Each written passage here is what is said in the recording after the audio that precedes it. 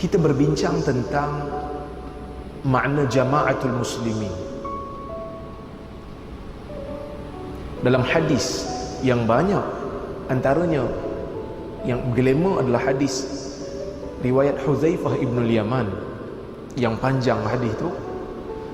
Kata Huzaifah, kana an-nas yas'aluna Rasulullah sallallahu alaihi wasallam anil khair wa kuntu as'aluhu 'anil syarr makhafata an yudrikani.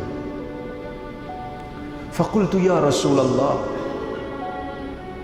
kunna fi jahiliyatin wa syarr faja'ana Allah bihadzal khair fahal ba'da hadzal khair min syarr? Qala na'am. Qala fahal ba'da hadzal syarr min khair? Qala na'am wa fihi dakhal. فقلت وما دخله يا رسول الله؟ قال قوم يستنون بغير سنتي ويهدون بغير هدي. قال فهل بعد هذا الخير من شر؟ قال نعم. دعاة إلى أبواب جهنم فمن أجابهم إليها خذفوهم فيها. فقلت صفهم لنا يا رسول الله. قال هم من جلدتنا ويتكلمون بألسنتنا. فما تأمرني؟ قال حذيفة فما تأمرني إن أدركني ذلك؟ قال تلزم جماعة المسلمين وإمامهم. Ataupun riwayat yang disebut ilzam jama'atul muslimina wa imamahum. فقلت وإن لم يكن هناك وإن لم تكن هنالك جماعة ولا إمام؟ قال اعتزل تلك الفرق كلها حتى ولو أن تعد على أصل شجرة ويدركك الموت وأنت على ذلك أو كما قال رسول الله. Hadis ini panjang sikit saya urai ya. Mungkin dalam masa sejam ni bolehlah urai tu. Kata Huzaifah, biasanya manusia di zaman Nabi bertanya Nabi tentang perkara yang baik. Kita bila baca hadis, memang sahabat-sahabat Nabi ini bila datang jumpa Nabi, dia akan tanya perbuatan yang boleh masukkan mereka ke dalam syurga. Kata Huzaifah, manusia di zaman Nabi ini bertanya tentang kebaikan. Tanya Nabi, tapi dia agak sedikit berbeza. Dia kata wa kuntu as'aluhu 'anil syarr. Kalau manusia bertanya tentang kebaikan kepada Nabi, aku pula sentiasa bertanya Nabi tentang kejahatan. Makhafata an yudrikani, kerana aku bimbang kejahatan itu akan kena padaku. Huzaifah kata lagi, ya Rasulullah, kunna fi jahiliyatin wa syarr faja'ana Allah bihadzal khair. Ya Rasulullah, dulu kita berada dalam keadaan jahiliyah dan kejahatan. Kata Huzaifah, kita berada dalam keadaan jahiliyah dan kejahatan. Faja'ana Allah bihadzal khair, maka Allah mendatangkan kita dengan kebaikan ini, iaitu dengan Islam. Fahal ba'da hadzal khair min syarr?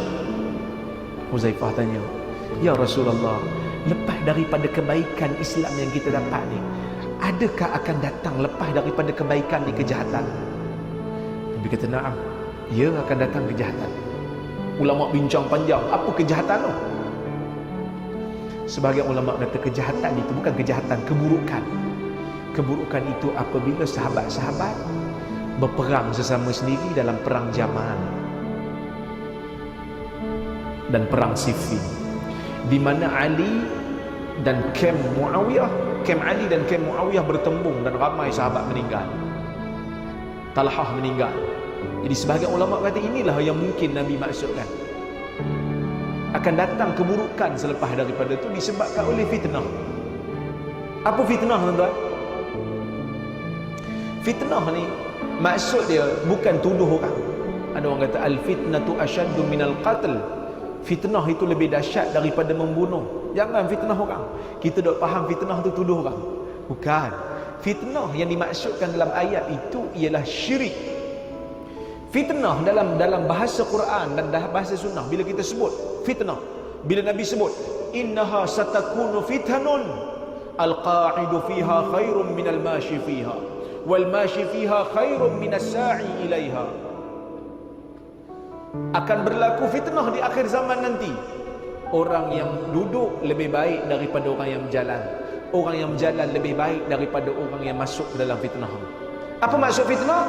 Kata ulama-ulama hadis yang mentafsirkan hadis ni, fitnah bermaksud bencana ataupun bala yang apabila dia turun, orang tak tahu mana satu betul, mana satu salah. Sebab tu Nabi kata, orang yang duduk lebih baik daripada yang berdiri. Bila berlaku fitnah, kita keliru mana satu betul, mana satu salah. Jangan masuk campur, duduk. Orang yang duduk lebih baik daripada orang yang berdiri. Orang yang berdiri ni maksud dia mungkin dia komen sikit. Jangan komen selagi mana kau tak reti. Dan orang yang berdiri itu lebih baik daripada orang yang berusaha masuk dalam tu. Join sekali. Maka yang dimaksudkan ni, sahabat-sahabat yang Nabi kata keburukan ni, kata para ulama, al-fitanu bainas sahabah. Fitnah yang berlaku di kalangan sahabat, yang mana masing-masing mempunyai hujah. Ali kata dia di pihak yang benar, Muawiyah juga kata dia di pihak yang benar. Tetapi kita ahli sunnah, kita bukan macam Syiah yang mengkafirkan Muawiyah dan tentera-tenteranya. Kita mengatakan Muawiyah salah dalam ijtihad, tetapi kebaikan Muawiyah yang lain telah menyembunyikan ataupun telah menutup segala keburukan yang dia buat. Kesilapan dia itu telah di-cover balik oleh kebaikan dia yang banyak. Kerana Muawiyah penulis wahyu. Muawiyah penulis wahyu. Maka kita kata Ali di pihak yang benar, Muawiyah tersilap dalam ijtihad, maka dia, kebaikan dia yang banyak telah mengampunkan kesilapan dia. Dan ramai di kalangan sahabat, banyak juga di kalangan sahabat, bila berlaku pergaduhan antara Ali dengan Muawiyah ni, dia orang tak masuk campur. Ramai apa? Antaranya Abu Hurairah, Abu Bakrah, Ibnu Umar, dia orang tak masuk campur. Sebab dia orang keliru mana satu yang betul.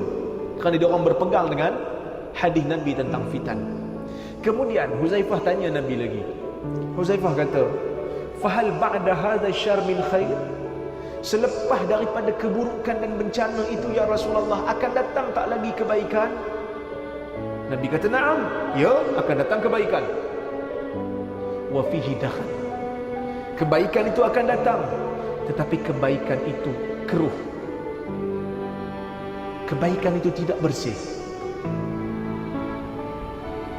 Akan datang kebaikan, orang Islam akan kembali bersatu, tapi dia tak bersih. Wa ma dakhalahu ya Rasulullah. Keruh tu macam mana ya Rasulullah, kata Huzaifah. Huzaifah tanya lagi. Nabi kata, qaumun yastannuna bi ghairi sunnati wa yahduna bi ghairi hadi ta'rifu minhum wa tunkir. Akan muncul satu kaum daripada kalangan orang Islam, yastannuna bi ghairi sunnati, yang mana mereka ini mengamalkan satu sunnah yang bukan sunnah aku. Wa yahduna bi ghairi hadi, dan mereka memilih cara hidup yang bukan cara hidup aku. Mereka memilih petunjuk bukan daripada petunjuk aku. Ta'rifu minhum wa tunkir, yang mana sebahagian amalan mereka kamu kenal ia sebahagiannya daripada sunnah. Wa tunkir, dan sebahagian yang lain kamu kata ni bukan sunnah, tetapi ditempelkan masuk ke dalam sunnah. Tuan-tuan, yang ni Nabi sebut, bukan saya sebut. Kita kadang-kadang dalam amalan harian kita, cuba kita perhati, ada tak amalan harian kita ni yang kita buat dalam usaha kita nak mendekatkan diri kepada Allah, ada tak beberapa amalan yang tidak ada sumber dalam hadis? Kita bukan cerita bab maksiat. Maksiat memang Nabi tak ajar kita buat. Nabi ajar kita cara beragama. Nabi ajar kita cara beragama. Jadi bila kita nak beragama, bila kita nak beribadah, kita kena cari ibadah yang mana Nabi tunjuk. Kalau ibadah ni boleh reka, maka Sami Buddha pun betul lah. Sebab Sami Buddha pun dia buat ibadat tu nak masuk syurga, nak mendekatkan diri dengan Tuhan. Tapi cara dia salah, kerana dia tak mengikut cara Nabi. Keikhlasan dia mungkin betul. Kan Sami tuan-tuan, mana makan daging, makan buah, rambut botak. Bila kita tanya, ni buat benda ni semua untuk apa? Dia akan kata, saya nak membersihkan diri, nak menghampirkan diri dengan Tuhan. Tapi kita sebagai orang Islam, kita kata cara dia salah. Maka kita juga sebagai orang Islam, walaupun akidah kita telah benar, tetapi cara ibadah itu mesti benar. Tata cara ibadah itu bukan rekaan yang ditempik masuk ke dalam Islam. Kerana itu dalam banyak hadis Nabi sebut, iyyaka wa muhdatsatil umur, jaga-jaga kamu dalam perkara-perkara yang baru dalam agama. Fa inna kulla muhdatsatin bid'ah wa kulla bid'atin dalalah. Kerana perkara yang baru itu adalah bid'ah, dan perkara bid'ah itu dan perkara bid'ah itu adalah sesat. Maka Nabi menyebut tentang satu benda dalam Islam, iaitu bid'ah. Apa itu bid'ah? Perkara yang orang rasa dia ibadah, perkara yang orang rasa dia menghampirkan diri dengan Tuhan dengan perbuatan itu, tetapi sedang dia tidak sedar perbuatan itu sebenarnya bukan daripada Islam, tetapi ditempik masuk ke dalam Islam. Bila kita bercerita tentang bid'ah, bid'ah ni tuan-tuan, dalam Islam dia ada dua. Bid'ah dalam akidah, bid'ah dalam ibadah. Bid'ah dalam akidah ni Syiah, Khawarij, Murji'ah, Qadariyah, ini bid'ah dalam akidah. Ada satu lagi bid'ah dalam urusan agama, iaitu bid'ah fil ibadat. Bid'ah dalam perkara-perkara ibadah. Apa dia? Bid'ah dalam perkara ibadah ini ialah apabila kita mereka bentuk satu tata cara ibadah dengan bentuk yang khusus, dan ada kepercayaan bentuk itu mempunyai fadilat yang khusus, sedangkan tidak ada dalil. Yang tu jadi bid'ah. Yang tu dipanggil bid'ah idhafiyah.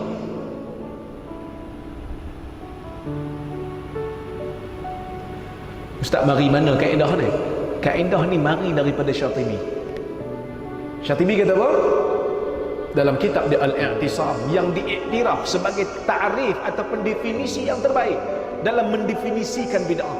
Dia kata, tariqatun fid din mukhtara'ah, satu jalan yang disandarkan dalam agama tetapi ia direka, mukhtara'ah. Tudahi syar'iyah, yang menyamai benda dalam agama, dia sama lebih kurang. Yuqsadu bisuluki 'alaiha, yang mana orang yang beramal dengan jalan itu, masa dia amal tu, dia al-mubalaghah fit ta'abbud lillah, dia bersangat-sangatan, berlebih-lebihan nak beribadat pada Allah. Apa yang Nabi ajar, dia tak pada yang tu, dia tak cukup dengan yang tu, dia pergi buat satu amalan baru. Lepas tu dia kata yang ni ada fadilat lebih, al-mubalaghah fit ta'abbud. Pertama dia reka, yang kedua ada kepercayaan ia ada fadilat, sedangkan tidak ada dalil, ia rekaan. Ini kata Syatibi bid'ah. Maka ramai dalam kalangan ulama-ulama mazhab Syafi'i, saya bawa mazhab Syafi'i, saya tak bawa mazhab lain. Ulama mazhab Syafi'i, antaranya siapa? Ibn Hajar Al-Haytami dalam kitab dia Tuhfatul Muhtaj, mengkritik orang zaman dia yang melakukan haji, bila wukuf mereka panjat bukit Jabal Rahmah, kerana mereka percaya kalau wukuf di atas tu dapat pahala lebih. Dia kata perkara ini bid'ah. Bukan sekadar Ibn Hajar Haytami, Imam Nawawi juga mengkritik benda ni dalam kitab dia Al-Majmu'. Jadi benda bid'ah ni ada. Tapi sebahagian ustaz dia tak mau bincang. Nanti dia kata kalau saya bincang nanti orang tak panggil saya kuliah lagi lah. Sebab hadis Nabi jelas. Nabi kata apa? Akan muncul satu kaum yastannuna bi ghairi sunnati. Mereka Muslim. Nabi kata ini kebaikan. Kebaikannya apa? Mereka Muslim. Tetapi mereka yastannuna bi ghairi sunnati. Mereka pilih sunnah yang bukan sunnah aku. Wa yahduna bi ghairi hadi. Dan mereka memilih petunjuk bukan petunjuk aku. Dan kadang-kadang ada jenis masyarakat kita ni tuan-tuan, bila kita baca hadis sahih, tuan-tuan, hadis sahihnya begini, dia dengar atau dia panas telinga. Kita tak kata kat dia pun, kita cuma baca hadis, tapi dia rasa macam orang ni saja nak sindir dia kan. Ini masalah. Ni orang yang disebut oleh Nabi dalam hadis mencari petunjuk selain daripada petunjuk Nabi. Kita sepatutnya bila dengar hadis sahih, amalan tu amalan yang kita tak pernah buat, paling tidak kita seronok dan kita bersyukur kerana kita berpeluang mendengar hadis yang sahih. Kan? Kita berpeluang dengar hadis yang sahih dan kita berpeluang nak amalkan hadis yang sahih. Baik. Kemudian Huzaifah tanya lagi. Dia kata, "Fahal ba'da hadzal khair min syarr?" Selepas daripada kebaikan yang tak berapa nak jernih itu, akan datang tak kejahatan? Nabi kata, "Na'am, akan datang." Nabi kata, "Du'atun ila abwabi jahannam." Yang mana pada zaman itu akan muncul du'at, pendakwah-pendakwah. Dahsyat dipanggil pendakwah. Du'at, pendakwah yang menyeru orang masuk ke dalam neraka jahannam. Faman ajabahum ilaiha, sesiapa yang menyahut seruan mereka, qadhafuhum fiha, mereka akan campak orang masyarakat yang ikut tu masuk dalam neraka. Tuan-tuan, biasa orang jahat Nabi tak panggil dia du'at. Du'at ni biasa untuk orang yang berdakwah. Ni benda jahat, ajak orang masuk neraka. Maka ulama berbeza pendapat apa yang Nabi maksudkan. Kata Ibnul Qayyim, dia mentafsirkan hadis ni, dia kata golongan ini adalah golongan ulama.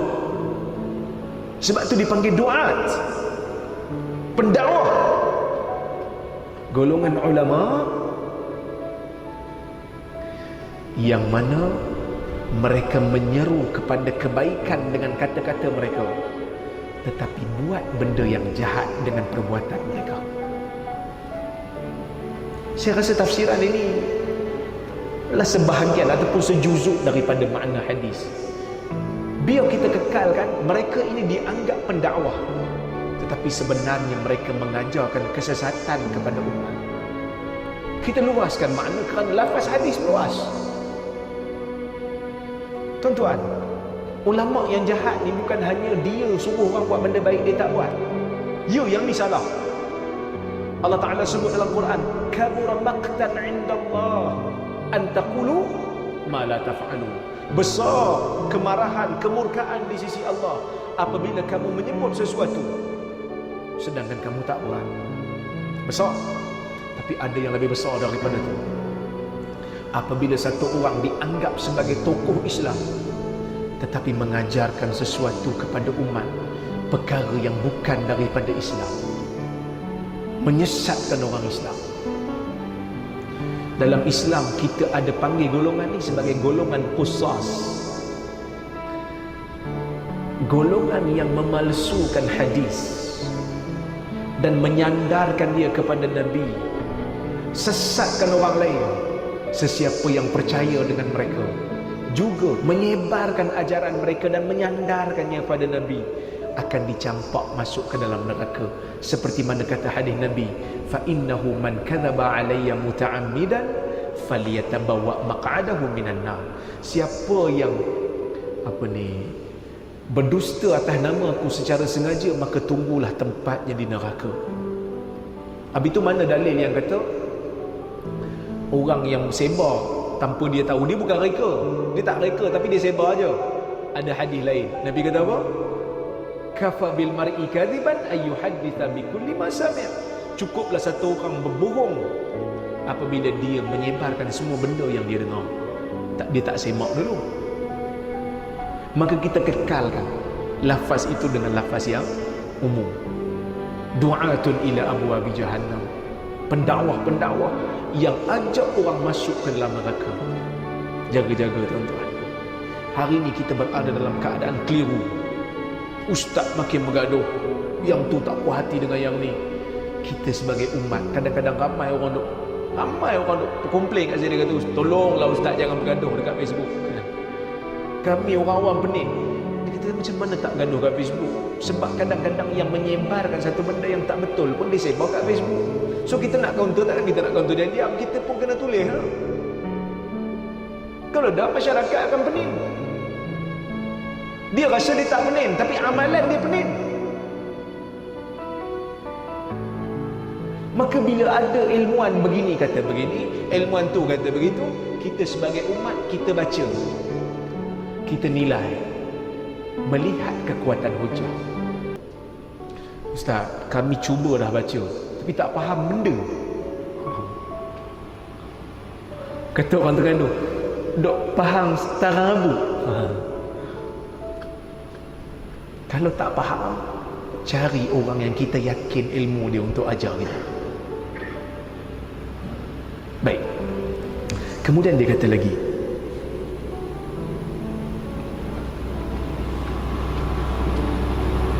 fama ta'murni in adrakani dhalik.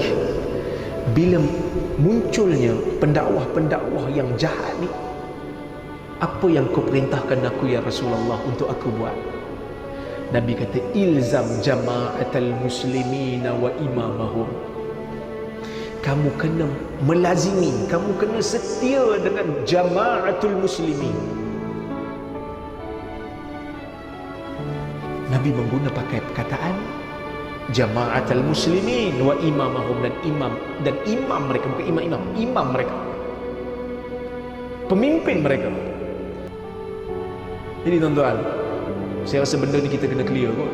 Bila kita sebut jama'atul muslimin, bukan maksud perkumpulan orang, bukan maksud mana-mana parti, tetapi dia adalah kesepakatan orang Islam yang duduk di bawah satu khalifah. Kemudian Huzaifah kata lagi, Huzaifah kata, fa illam takun hunalika jama'ah wala imam. Tapi kalau satu zaman nanti aku hidup dalam satu zaman yang mana tak ada jamaah, tak ada imam. Jemaah tak ada, imam tak ada. Duduk dalam satu negara. Macam mana nak buat? Nabi kata, i'tazil tilkal firaq kullaha. Tinggalkan kumpulan-kumpulan yang ada tu. Tinggal. Kita mau bersama dengan ahli sunnah, dengan pemimpin ahli sunnah.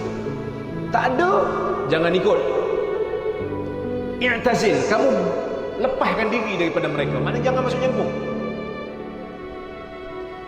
Walau anta udda ala asli syajarah, walaupun kamu kena gigit akar kayu, hatta yudrikakal maut, sehingga maut menjemput kamu, wa anta ala dhalik, dan kamu masih lagi menggigit akar tu.